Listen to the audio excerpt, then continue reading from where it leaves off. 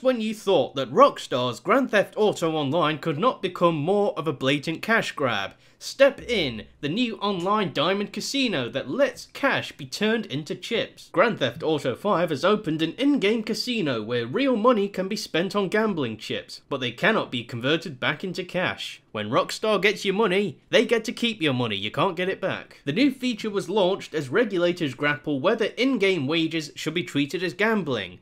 Short answer, they should. The game is rated for ages 18 and over, but remains popular among young teens. I can't really complain about that. I mean, I played Vice City when I was like 9, so... But the major difference being the fact that GTA Vice City did not have an in-game gambling system. The in-game currency can be used to acquire cars, weapons, and other cosmetic items, and used to play on slot machines, play roulette, or poker.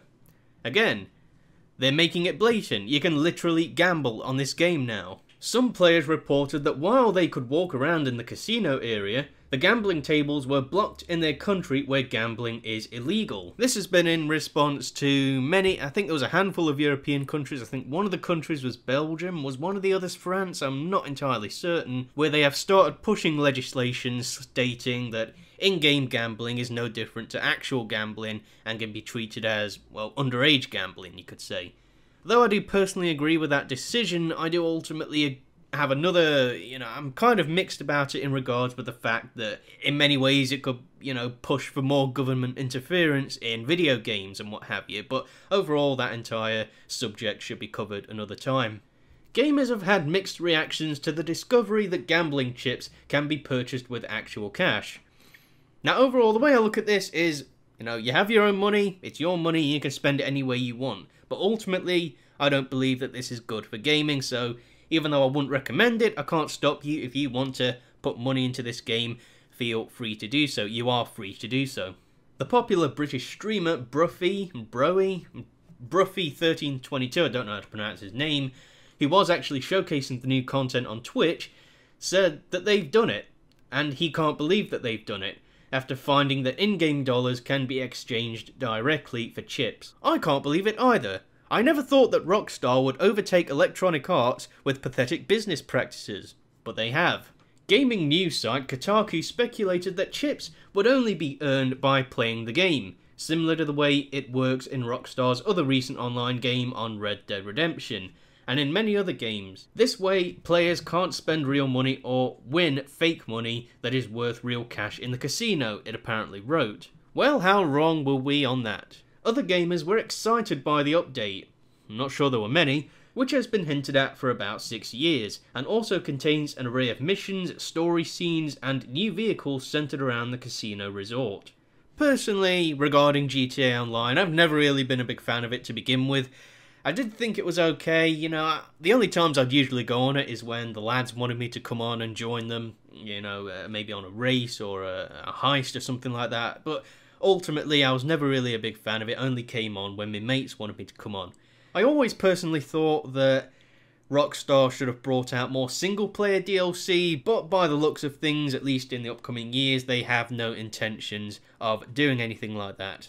The conversion rate in 2019 is roughly 500,000 GTA dollars for $5.99, with discounts for higher amounts purchased. There is also a limit on how many chips can be bought every hour in the new casino, which I don't think will be very effective with the fact that many of these GTA Online players do play this game for hours straight. The UK gambling watchdog told MPs on Monday that it does not oversee the purchase of in-game content like video game loot boxes because there is no official way to monetize the winnings. A prize has to be either money or have monetary value in order for it to fall under gambling legislation, it told a parliamentary committee.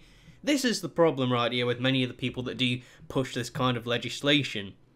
A lot of these politicians and what have you have never played a video game in their lives, never picked up a controller or a mouse and keyboard in their lives. So they're not going to have very much understanding of the in-game gambling overall that is within these games. However, a grey area exists in some games where a third-party quote-unquote black market operates, allowing players to gamble or sell the in-game items that they win.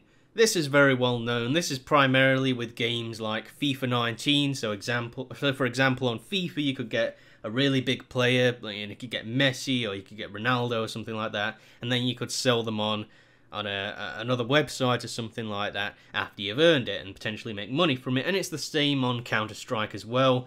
If you earn, I don't know, a rare skin or a rare camo or something like that. I'm not that big when it comes to Counter-Strike. I've played it probably twice, if that, so I don't understand the values and everything like that on it. But, you know, a rare camouflage or something like that, you know, would be, or would make, potentially make you a lot of money if you do end up getting one of these items. GTA items, meanwhile, are tied to a player's account, making it more difficult to sell than in some other games. And that is ultimately why I think they've not really pushed that heavily against Rockstar to try and do anything about this in-game casino. Yeah, they can put money into it, but the items that they get when they're gambling, they can't sell on after. So therefore, according to the government and what have you, it doesn't count as gambling. It doesn't come under gambling legislation, apparently. You know, I can remember when EA did something like this. You remember Star Wars Battlefront 2 and all of the, you know, outrage that caused with their gambling system. It's was that about 2 years ago now, 3 years ago.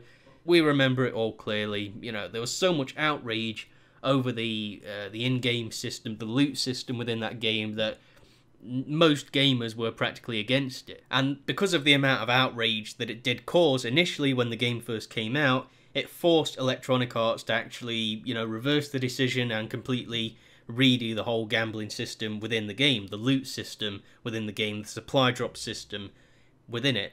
I think ultimately right now, the gaming companies, Rockstar, Electronic Arts, you know, all the others, Activision and what have you, right now they're just trying to see what they can get away with. And as we did see with, you know, like I mentioned, the Star Wars Battlefront 2, you know, loot system, you know, they didn't accept that. You know, with other games as well, I can remember there was a lot of outrage a couple of years back about the supply drops that were in Call of Duty. I think, was it Black Ops 3, I think, or I can't remember. Was it World War 2? I can't remember exactly. But right now, I think they're just planting flags in the ground to see how much they can get away with.